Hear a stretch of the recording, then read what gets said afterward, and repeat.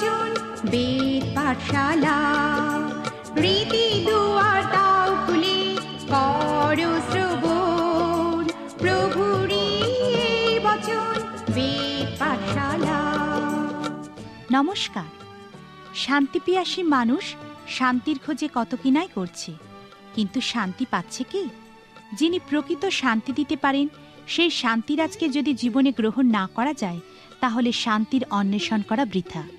প্রিয় বন্ধু, বেদ পাঠশালা অনুষ্ঠান আপনার জন্য নিয়ে এসেছে শান্তির বার্তা। প্রিয় শ্রোতা বন্ধু, বেদ পাঠশালা অনুষ্ঠানে আপনাকে স্বাগত জানাই। এই অনুষ্ঠানে আমরা এখন নতুন নিয়মে সাধু পৌলের পত্রগুলি অধ্যয়ন করছি। আজকে আমরা থিসলনিকীয় মণ্ডলীর প্রতি সাধু পৌলের প্রথম পত্রটির অধ্যয়ন শুরু করব। এই পত্রটির মূল বিষয়বস্তু হল যীশু খ্রিস্টের দ্বিতীয় আগমন। যীশু খ্রিস্টের দ্বিতীয় আগমন একটি মাত্র বিষয় নয়, কিন্তু অনেকগুলি বিষয়ের সমষ্টি, এবং ইহা উপলব্ধি করা খুবই গুরুত্বপূর্ণ। এই ক্ষেত্রে প্রথম যে ঘটনাটি আছে তা হল মণ্ডলীর মেঘযোগে ঊর্ধ্বে নীত হওয়া। এই পত্রটিতে সাধু পৌল এই বিষয়ে বলেছেন, কিন্তু হে ভাতৃগণ, আমরা চাহি না যে যাহারা নিদ্রাগত হয় তাহাদের বিষয়ে তোমরা অজ্ঞাত থাকো, যেন যাহাদের প্রত্যাশা নাই সেই অন্য সকল লোকেদের মতো তোমরা দুঃখার্ত না হও। কেননা আমরা যখন বিশ্বাস করি যে যীশু মরিয়াছেন এবং উঠিয়াছেন, তখন জানি ঈশ্বর যীশু দ্বারা নিদ্রাগত লোকদিওকেও সেই রূপে তাঁহার সহিত আনয়ন করিবেন। কেননা আমরা প্রভুর বাক্য দ্বারা তোমাদিওকে ইহা বলিতেছি যে আমরা যাহারা জীবিত আছি, যাহারা প্রভুর আগমন পর্যন্ত অবশিষ্ট থাকিব, আমরা কোনো ক্রমে সেই নিদ্রাগত লোকেদের অগ্রগামী হইব না। কারণ প্রভু স্বয়ং আনন্দধ্বনি সহ, প্রধান দূতের রব সহ এবং ঈশ্বরের তুরীবাদ্য সহ স্বর্গ হইতে নামিয়া আসিবেন। আর যাহারা খ্রিস্টে মরিয়াছেন তাহারা প্রথমে উঠিবে। পরে আমরা যাহারা জীবিত আছি, যাহারা অবশিষ্ট থাকিব, আমরা আকাশে প্রভুর সহিত সাক্ষাৎ করিবার নিমিত্ত একযোগে তাহাদের সহিত মেঘযোগে নীত হইব, আর এই রূপে সতত প্রভুর সঙ্গে থাকিব। অতএব তোমরা এই সকল কথা বলিয়া একজন অন্যজনকে সান্ত্বনা দাও। প্রেরিত পুস্তকের 17 অধ্যায়ের প্রথম 15টি পদে থিসলনিকিয়ায় মণ্ডলী কিভাবে স্থাপিত হয়েছিল সেই বিষয়ে সুন্দর বর্ণনা দেওয়া হয়েছে। এই পদগুলি থেকে ওই শহরে সাধু পৌলের অসাধারণ সেবা কাজের বিষয়ে জানতে পারি। সাধু পৌল সেখানে 3টি বিশ্রামবার পর্যন্ত, অর্থাৎ মাত্র 3 সপ্তাহের জন্য ছিলেন, এবং এই অল্প সময়ের মধ্যেই সেখানে একটা শক্তিশালী মণ্ডলী গঠিত হয়েছিল। ইহা প্রকৃতই চমৎকার একটি বিষয়। এমন অনেক জায়গা আছে যেখানে সেবাকারীরা বহু বছর ধরে কাজ করার পরেও একজন মানুষকেও তারা পরিবর্তিত হতে দেখেননি। আর সাধু পৌল 3টি বিশ্রামবারে সমাজগৃহে যীশু খ্রিস্টের সুসমাচার প্রচার করার ফলে একটা শক্তিশালী মণ্ডলী গঠিত হয়েছিল। যদিও সাধু পৌল যিহুদি সমাজগৃহে প্রচার করেছিলেন, কিন্তু থিসলনিকিয়ায় প্রথম যারা পরিবর্তিত হয়েছিল তারা যিহুদি নয়, কিন্তু গ্রিক ছিল। এখন যাকে ইউরোপ বলা হয়, সেখানে প্রথম মণ্ডলী লুদিয়া নামক একজন স্ত্রীর হৃদয়ে স্থাপিত হয়েছিল, যিনি মাকিদোনিয়ায় একটি নদীর ধারে একটি প্রার্থনা সভায় সাধু পৌলের কাছ থেকে ঈশ্বরের বাক্য প্রথম শুনেছিলেন। আমরা দেখি যে ঈশ্বর সেই স্ত্রীর হৃদয় খুলে দিয়েছিলেন, এবং সেই স্ত্রী তার বাড়ির দরজা খুলে দিয়েছিলেন, এবং সেই বাড়িতেই ইউরোপের প্রথম মণ্ডলী স্থাপিত হয়েছিল। সাধু লুকের মতানুযায়ী ঈশ্বর থিসলনিকিয়ায় মণ্ডলী স্থাপনের জন্য সম্ভ্রান্ত গ্রিক মহিলাদের ব্যবহার করেছিলেন। যেমন ফিলিপীয় মণ্ডলী স্থাপনের সময়ও তিনি একজন মহিলাকে ব্যবহার করেছিলেন। থিসলনিকিয়ায় যখন ইহা ঘটেছিল, যিহুদিরা সাধু পৌলের প্রতি খুবই ঈর্ষান্বিত হয়েছিল। তারা সাধু পৌলের উপর এমন অত্যাচার করা শুরু করেছিল যে তিনি সেখানে 1 মাসও থাকতে পারেননি। সেখান থেকে তিনি আথেনি এবং করিন্থে যান, আর এখান থেকেই তিনি থিসলনিকীয়দের প্রতি পত্রটি লিখেছিলেন। ভাই তিমথিও ও শিল থিসলনিকিয়ায় থেকে গেছিলেন। তিমথিও যে সমস্ত বিশ্বাসীরা থিসলনিকিয়ায় ফিরে এসেছিল তাদের সম্বন্ধে জানিয়েছিলেন। তিমথিয়ের এই সংবাদ সাধু পৌলের হৃদয়ে 2 ধরনের আবেগ সৃষ্টি করেছিল। প্রথমত, তিনি অবর্ণনীয় আনন্দ পেয়েছিলেন, কারণ তিমথিও তাকে বলেছিলেন, পৌল, তুমি ইহা বিশ্বাস করবে না, এই লোকেরা প্রকৃতই প্রভুতে স্থির, তারা বিশ্বাসে বৃদ্ধি পাচ্ছে, এবং যদিও তুমি 1 মাসও এদের সঙ্গে ছিলে না, তবুও পবিত্র আত্মা তাদের হৃদয়ে একের পর এক অলৌকিক কাজ করছেন। এখানে প্রকৃতই একটা শক্ত সবল মণ্ডলী গড়ে উঠেছে। এই সুসংবাদের সঙ্গে একটা দুঃসংবাদও ছিল যে সেখানে যিহুদিরা থিসলনিকীয় বিশ্বাসীদের উপরে এমন অত্যাচার শুরু করেছিল যে অনেকে তাদের প্রাণ হারিয়েছিল। তিমথিও সাধু পৌলকে আরেকটি যে বিষয় বলেছিলেন তা হল, পৌল, এই থিসলনিকীয় বিশ্বাসীদের মনে অনেক প্রশ্ন আছে। সাধু পৌল যখন থিসলনিকিয়ায় ছিলেন তখন তিনি তাদেরকে যীশুখ্রিস্টের দ্বিতীয় আগমনের বিষয়ে শিক্ষা দিয়েছিলেন। এখন এই থিসলনিকীয় পত্রটি অধ্যয়নের সময় আপনাকে আরেকবার মনে করিয়ে দিই যে বাইবেলে বইগুলি কবে লেখা হয়েছিল তার উপর ভিত্তি করে স্থান পায়নি, কিন্তু বইগুলির বিষয়বস্তুর ভিত্তিতেই তাদেরকে বাইবেলে পরপর স্থান দেওয়া হয়েছিল। সাধু পৌলের পত্রগুলি লেখার সময় অনুযায়ী সাজালে দ্বিতীয় তিমথীয় পত্রটি একেবারে শেষে যাবে এবং পণ্ডিতদের মতানুযায়ী প্রথম থিসলনিকীয় পত্রটি প্রথমে থাকবে। এই পত্রটি তিনি প্রথম লিখেছিলেন তার দ্বিতীয় সুসমাচার প্রচার যাত্রায়। তিনি থিসলনিকিয়ায় মণ্ডলী স্থাপন করেছিলেন। প্রথম ও দ্বিতীয় থিসলনিকীয় পত্রে আমরা দেখি যে কত অল্প সময়ের মধ্যে সাধু পৌল তাদেরকে কত সুন্দরভাবে যীশুখ্রিস্টের দ্বিতীয় আগমনের বিষয় বলেছেন। এমন অনেক মানুষ আছেন যারা কখনো শোনেননি যে যীশুখ্রিস্ট বলেছিলেন তিনি আবার আসছেন। ইহা প্রকৃতই আশ্চর্যের বিষয়, কারণ সমগ্র বাইবেলে মোট 1189টি অধ্যায় আছে, যার মধ্যে নতুন নিয়মে আছে 260টি অধ্যায়। আর এই 260টি অধ্যায়ে 318 বার যীশুখ্রিস্টের দ্বিতীয় আগমনের বিষয় বলা হয়েছে। তবুও কিছু মানুষ বলেন তারা এই বিষয়ে কখনো শোনেননি। আপনার কি মনে আছে, ভাওবাদীদের পুস্তকগুলি অধ্যয়নের সময় দেখেছিলাম যে মিখা এবং যিশায়ের মতো ভাওবাদীরা যীশুখ্রিস্টের প্রথম আগমনের বিষয়ে লিখেছিলেন। যে সমস্ত পদে তারা যীশুখ্রিস্টের প্রথম আগমনের বিষয়ে লিখেছিলেন সেই পদগুলিতেই তারা তাঁর দ্বিতীয় আগমনের বিষয়ে বলেছেন। এই ধরনের কিছু পদকে একটা মহান বন্ধনী দ্বারা আলাদা করা হয়। পণ্ডিত ব্যক্তিরা বিশ্বাস করেন যে মণ্ডলীর সময় বা অনুগ্রহের সময়কে যীশুখ্রিস্টের দুইটি আগমনের মধ্যে একটা মহান বন্ধনী বলা হয়। সাধু পৌল তার প্রচারে যীশুখ্রিস্টের দ্বিতীয় আগমনের উপর বিশেষ জোর দিয়েছেন। হয়তো ইহার একটি কারণ আছে। এই থিসলনিকিয়ারা প্রতিমা পূজক ছিল। যখন তারা পরিবর্তিত হয়েছিল তারা তাদের প্রতিমার থেকে খ্রিস্টের দিকে ঘুরেছিল। অবশ্যই খ্রিস্ট জীবিত এবং এই পৃথিবীতেই আছেন। সেই জন্যই সাধু পৌল খ্রিস্টের পুনরুত্থানের বিষয়ে প্রচার করেছিলেন। খ্রিস্ট জীবিত এবং এই পৃথিবীতেই আছেন, আর তিনি আপনার জীবনে আসতে পারেন এবং বসবাস করতে পারেন। এই থিসলনিকিয়ারা প্রতিমা পূজক ছিল, এই জন্য এই বিষয়টা তাদের বোধগম্য হয়নি। সেই জন্য তিনি দৃশ্যমান অবস্থায় খ্রিস্টের ফিরে আসার বিষয়ে প্রচার করেছিলেন। যেমন তিনি দৃশ্যমান অবস্থায় ঊর্ধ্বে নীত হয়েছিলেন, তেমনি যখন তিনি আবার আসবেন তাকে দেখা যাবে। যাই হোক, যে কোনো কারণেই হোক, সাধু পৌল থিসলনিকিয়ায় খ্রিস্টের দ্বিতীয় আগমনের বিষয়ে খুবই জোর দিয়ে প্রচার করেছিলেন। যাই হোক, তিমথিও সাধু পৌলকে বলেছিলেন যে থিসলনিকীয় বিশ্বাসীদের খ্রিস্টের দ্বিতীয় আগমন বিষয়ক শিক্ষার ক্ষেত্রে কিছু প্রশ্ন আছে। এই বিষয়ে তাদের প্রধান একটা প্রশ্ন হল, যীশুখ্রিস্ট যখন দ্বিতীয়বার আসবেন তখন বিশ্বাসীদের তাঁর মণ্ডলীকে প্রথমে মেঘযোগে তুলে নেবেন।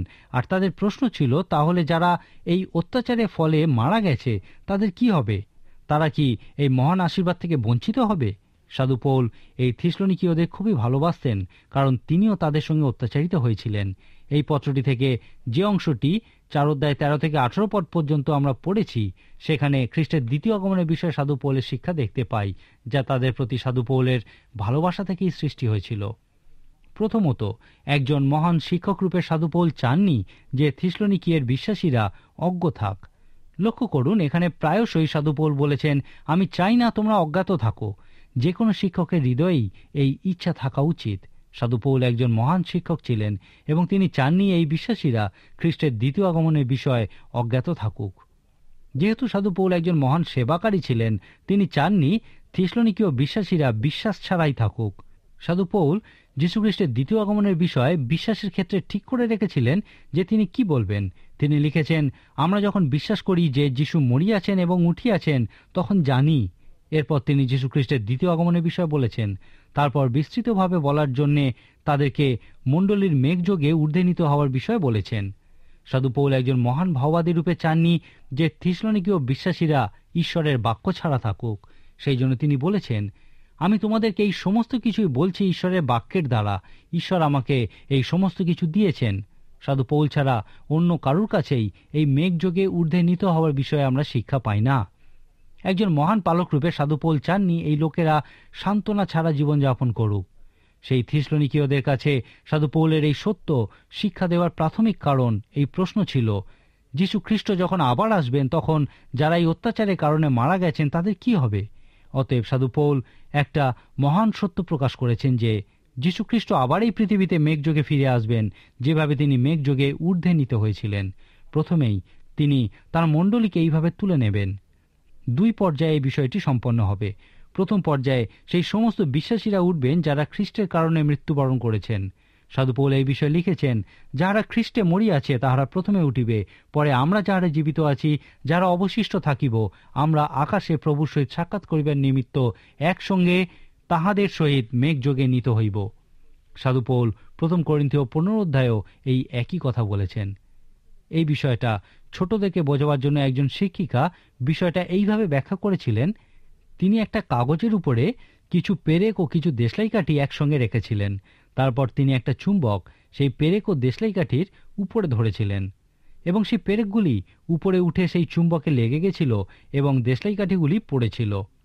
তারপর তিনি বলেছিলেন, ঠিক এইভাবেই বিশ্বাসীরা যীশুখ্রিস্টের কাছে উঠে যাবে। যীশুখ্রিস্ট তাঁর দ্বিতীয় আগমনের বিষয়ে বলেছিলেন, একজনকে তুলে নেওয়া হবে এবং অন্যজন পড়ে থাকবে। সেই শিক্ষিকা বলেছিলেন, সেই পেরেক যেমন উঠে গেছিল তেমনি তোমরাও যদি আত্মিক মানুষ হও, যদি নতুন জন্মপ্রাপ্ত হও এবং খ্রিস্টের সঙ্গে যদি তোমাদের সম্পর্ক ঠিক থাকে, তাহলে যীশু খ্রিস্ট যখন দ্বিতীয়বার আসবেন তখন তোমরাও তাঁর কাছে এই পেরেকগুলির মতোই উঠে যাবে। আর যদি তোমরা আত্মিক না হও তাহলে এই দেশলাই কাঠিগুলির মতোই পড়ে থাকবে। আপনি হয়তো সেই পালকের বিষয়ে শুনেছেন, যিনি তার মণ্ডলীতে মহিলাদের গুজব ছড়ানোর বিষয়ে খুবই চিন্তিত ছিলেন। এই বিষয়টা সেই পালককে প্রকৃতই উদ্বিগ্ন করে তুলেছিল। এরপর একদিন যখন তিনি মথি 24 অধ্যায় থেকে যীশুখ্রিস্টের জৈতুন পর্বতে দত্ত উপদেশ থেকে প্রচার করছিলেন, তখন সেই জায়গাটা যেখানে লেখা আছে, 2টি স্ত্রীলোক জাঁতা পিষিবে, একজনকে লওয়া যাইবে এবং অন্যজনকে ছাড়িয়ে যাওয়া হইবে, তিনি আরও একটু অংশ যোগ করেছিলেন যে 2জন স্ত্রীলোক গুজব ছড়াবে এবং তাদের কাউকেই তুলে নেওয়া হবে না, 2জনেই পড়ে থাকবে। ইহা প্রকৃতপক্ষে এই কথা বলে না, কিন্তু গুজব ছড়ানো বিষয়টি প্রকৃতই একটি গুরুত্বপূর্ণ সমস্যা। থিসলনিকীয় 4 অধ্যায়টি মণ্ডলীর মেঘযোগে ঊর্ধ্বে নীত হওয়ার বিষয়ে মহান শিক্ষা দেয়। এই অংশটি লেখার মূল উদ্দেশ্য ছিল, অতএব তোমরা এই সকল কথা বলিয়া একজন অন্যজনকে সান্ত্বনা দাও। ইহাই হল থিসলনিকীয় পত্রটির মূল বিষয়, কারণ থিসলনিকীয় বিশ্বাসীরা যীশুখ্রিস্টের দ্বিতীয় আগমনের বিষয়ে প্রশ্ন করেছিল এবং সাধু তিমথিও সাধু পৌলকে এই বিষয়ে জানিয়েছিলেন।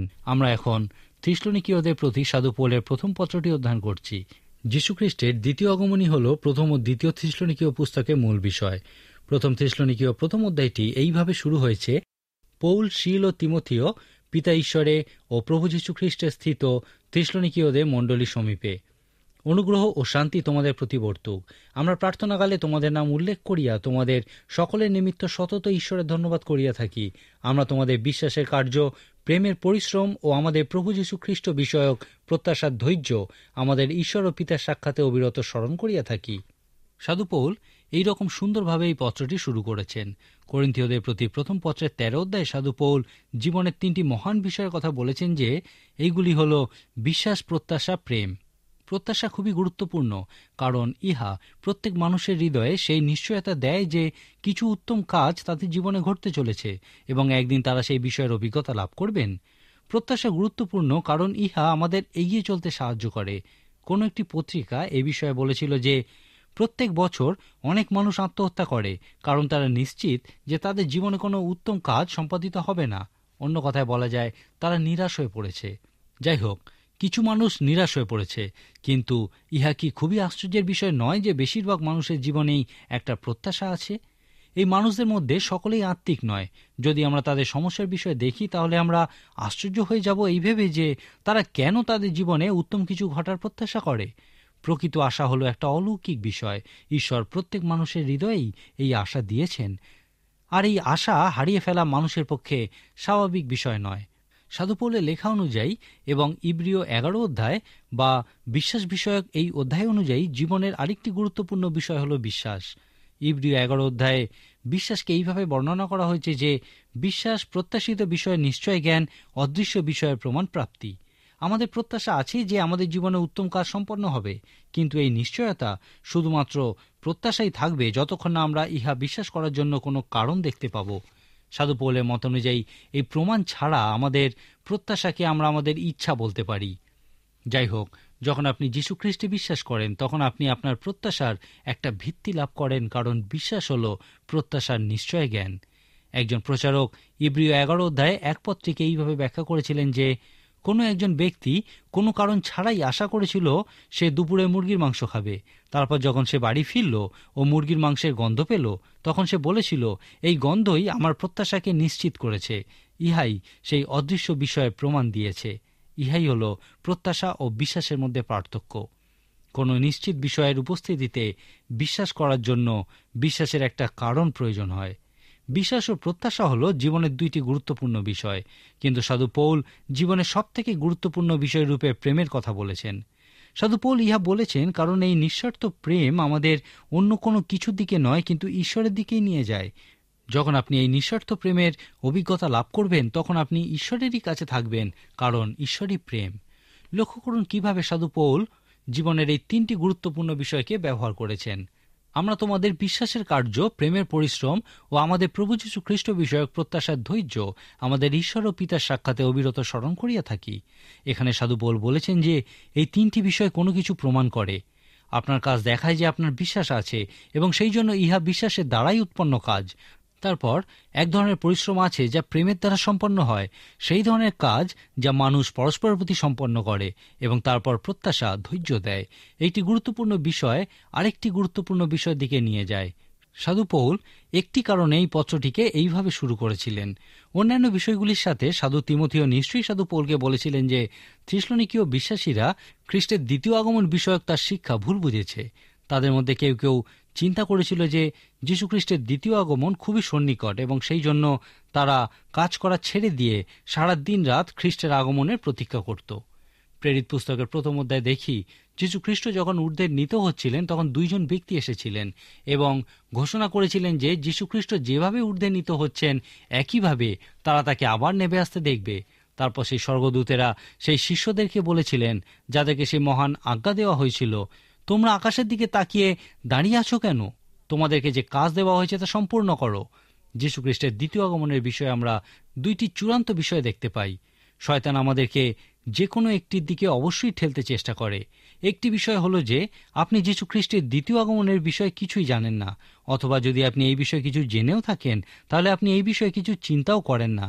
যীশুখ্রিস্টের দ্বিতীয় আগমনের সঙ্গে আপনার উদ্দেশ্য বা জীবনযাপনের ধরনের কোনো সম্পর্ক নেই। ইহা আপনার জীবনকে কোনোভাবেই প্রভাবিত করে না। কিন্তু অন্য চূড়ান্ত বিষয়টি হলো যে আপনি যা করতে পারেন তা হলো শুধুমাত্র আকাশের দিকে তাকিয়ে থাকা এবং সেই মহান আজ্ঞার বিষয়ে সম্পূর্ণ নিষ্ক্রিয় থাকা। সাধু পৌল এই দ্বিতীয় চূড়ান্ত বিষয়টির ক্ষেত্রে খুবই সুন্দরভাবে উত্তর দিয়েছেন। তিনি লিখেছেন, আমি প্রার্থনাতে অবিরত তোমাদের বিশ্বাসের কাজের জন্য পিতা ঈশ্বরকে ধন্যবাদ দিই। লক্ষ্য করুন, এখানে তিনি বলেছেন যে তাদের যদি বিশ্বাস থাকে তাহলে তারা অবশ্যই কোনো উত্তম কাজ করবে। এরপর তিনি প্রেম ও ধৈর্যের বিষয়েও বলেছেন, কারণ তারা অত্যাচারিত হচ্ছিল এবং তাদের ধৈর্যের প্রয়োজন ছিল। প্রথম থিসলনিকীয় প্রথম অধ্যায়টি পড়লে আপনি বুঝতে পারবেন যে 1 মাসেরও কম সময়ে সাধু পৌল সেখানে কত শক্তিশালী একটি মণ্ডলী গঠন করেছিলেন। 1 অধ্যায় 7-9 পদে সাধু পৌল বলেছেন, এইরূপে মাকিদোনিয়া ও আখায়াস্ত সমস্ত বিশ্বাসী লোকের আদর্শ হইয়াছ, কেননা তোমাদের হইতে প্রভুর বাক্য ধ্বনিত হইয়াছে। কেবল মাকিদোনিয়াতে ও আখায়াতে নয়, কিন্তু ঈশ্বরের প্রতি তোমাদের যে বিশ্বাস তাহার বার্তা সর্বত্র ব্যাপ্ত হইয়াছে।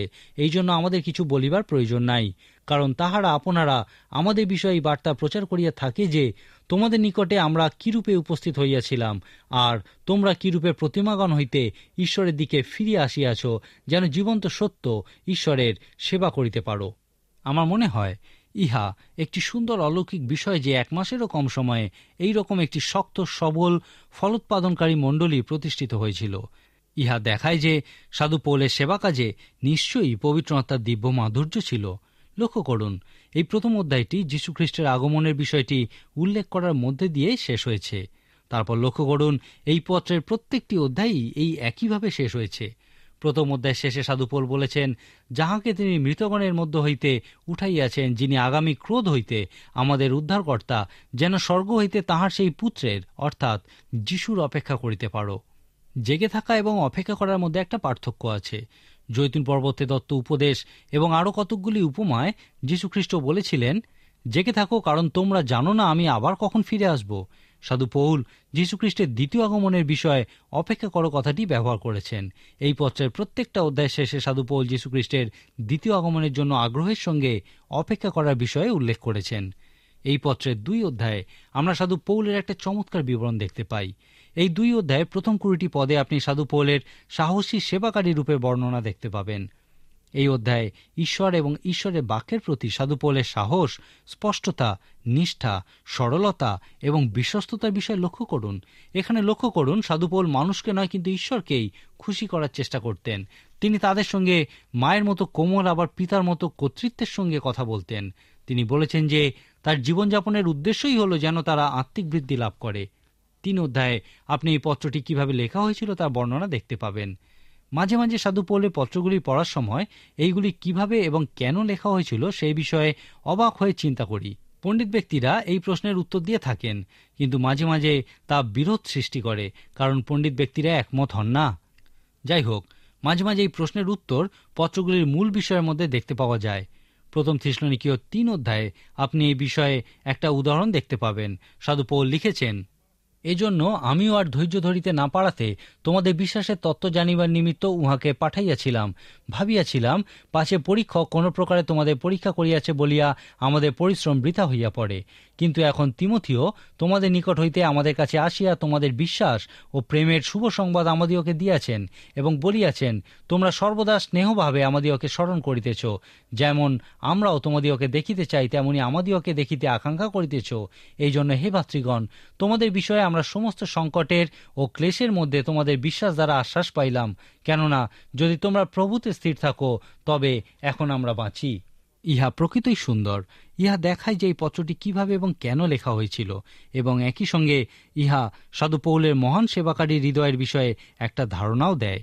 4 অধ্যায়ে সাধু পৌল কিছু ব্যবহারিক আবেদনের বিষয়ে বলেছেন। তিনি লিখেছেন, ভাতৃগণ, আরও অধিক উপচিয়া পড়ো আর শান্তভাবে থাকিতে ও আপন আপন কার্য করিতে এবং সহস্তে পরিশ্রম করিতে সযত্ন হও, যেমন আমরা তোমাদিওকে আদেশ দিয়াছি, যেন বহিস্থ লোকেদের প্রতি তোমরা শিষ্টাচারী হও এবং তোমাদের কিছুরই অভাব না থাকে। এখানে লক্ষ্য করুন সাধু পৌল কতটা বাস্তবসম্মত বিষয় বলেছেন। তিনি নিজে তাঁবু প্রস্তুত করতেন যেন কেউই তার উদ্দেশ্য নিয়ে প্রশ্ন না করে। তিনি 2 করিন্থীয় পত্রে এই বিষয়ে বলেছেন, তিনি তার নিজের ও তার সহকর্মীদের খরচ চালাবার জন্যই এই তাঁবু তৈরি করতেন। তিনি সেই থিসলনিকীয় বিশ্বাসীদের, যারা আকাশের দিকে তাকিয়ে যীশুখ্রিস্টের দ্বিতীয় আগমনের প্রতীক্ষা করত, বলেছিলেন যে শান্ত জীবনযাপন করো, নিজেদের কাজে মন দাও, নিজের কাজ নিজে করো, তাহলে তোমাদের জীবন দেখে অন্যান্যরাও খ্রিস্টের প্রতি বিশ্বাস করবে। কোন একজন বলেছিলেন, আমরা একটা সুসমাচার লিখছি, প্রত্যেক দিন আমাদের কথা ও কাজের মধ্যে দিয়ে একটা করে অধ্যায় লিখছি। আমরা যা লিখি তা সত্য হোক বা মিথ্যা হোক, মানুষ তাই পড়ে এবং বলে, তুমি এই সুসমাচারই লিখেছ। 3 অধ্যায়ে সাধু পৌল খুবই পরিষ্কারভাবে এই কথাই সেই থিসলনিকীয়দেরকে বলেছিলেন। 4 অধ্যায়ে সাধু পৌল মেঘযোগে মণ্ডলীর ঊর্ধ্বে নীত হওয়ার বিষয়ে মহান একটি অংশ দিয়েছেন। এই অংশটিকে ক্রমানুযায়ী রাখা খুবই গুরুত্বপূর্ণ। আমি আগেই বলেছি, যীশুখ্রিস্টের দ্বিতীয় আগমন কোনো একটি ঘটনা নয়, কিন্তু এক্ষেত্রে অনেকগুলি ঘটনাই পরপর ঘটে। এই প্রত্যেকটি স্বতন্ত্র ঘটনাই ঘটবে, কিন্তু পণ্ডিত ব্যক্তিরা এই ঘটনাগুলি ঘটার সময় বা ক্রমপর্যায়ের বিষয়ে একমত নন। যীশুখ্রিস্ট এই সমস্ত মতবিরোধের শেষ করেছিলেন যখন তিনি বলেছিলেন, পিতা নিজ কর্তৃত্বে যে সময় স্থির করেছেন তা জানার প্রয়োজন তোমাদের নেই। যীশুখ্রিস্ট এই ঘটনাগুলির নির্দিষ্ট কোনো সময় বা ক্রমপর্যায়ের বিষয়ে বলেননি। তিনি জৈতুন পর্বতে দত্ত উপদেশে বলেছিলেন, সেই দিনের ও সেই দণ্ডের তত্ত্ব কেউই জানে না, স্বর্গের দূতগণও জানেন না, পুত্রও জানেন না, কেবল পিতা জানেন। এখন যদি ঈশ্বর পুত্র যীশুখ্রিস্ট এই বিষয়ে না জানেন এবং যদি যীশুখ্রিস্ট বলেছেন যে আমাদের এই বিষয়ে জানার প্রয়োজন নেই, তাহলে কেন আমরা শুধু শুধু এই ঘটনাগুলিকে ক্রমপর্যায়ে ফেলার চেষ্টা করব এবং আমাদের সঙ্গে যাদের মতের মিল নেই তাদের সঙ্গে সম্পর্ক নষ্ট করব? কিন্তু একটি বিষয় ভুলবেন না যে এই ঘটনাগুলি অবশ্যই ঘটবে। এখন যীশুখ্রিস্টের দ্বিতীয় আগমনের সঙ্গে সম্পর্কিত বিষয়গুলির মধ্যে খ্রিস্টের মণ্ডলীর মেঘযোগে ঊর্ধ্বে নীত হওয়ার বিষয়টি আপনি ক্রমপর্যায়ে যেখানেই রাখুন না কেন, মূল প্রশ্নটি হল, আপনি কি ইহা বিশ্বাস করেন? মনে রাখুন, সাধু পৌল আমাদেরকে সান্ত্বনা দেওয়ার জন্যই এই বিষয়ে বলেছেন। মণ্ডলীর মেঘযোগে ঊর্ধ্বে নীত হওয়া বিষয়ক শিক্ষা থেকে সান্ত্বনা গ্রহণ করতে ভুল করবেন না। বিশ্বাসীদের কাছে ইহা আনন্দের বিষয়, কিন্তু অবিশ্বাসীর কাছে ইহা ভয়ঙ্কর ভবিষ্যৎবাণী। আজকের মতো এখানেই শেষ করি। ঈশ্বর আপনার মঙ্গল করুন। প্রিয় শ্রোতা বন্ধু, বেদ পাঠশালা অনুষ্ঠানটি কেমন লাগলো? এবং আপনি যদি বিনামূল্যে বাইবেল অধ্যয়ন সহায়ক পুস্তিকা পেতে চান, তাহলে পত্রের মাধ্যমে, ইমেলে অথবা ফোনে আপনি আমাদের সাথে যোগাযোগ করতে পারেন। আমাদের ফোন নম্বর হল 24380045। ইমেলের জন্য লিখুন bengalivp@radio882.com। শেষে জানাই আমাদের ঠিকানা বেদ পাঠশালা, পোস্ট বক্স নম্বর 16925, কলকাতা 700034। আমাদের আরেকটি ঠিকানা হল বেদ পাঠশালা, জিপিও বক্স নাম্বার 87, শিলিগুড়ি 1। তাহলে আবার দেখা হবে। নমস্কার।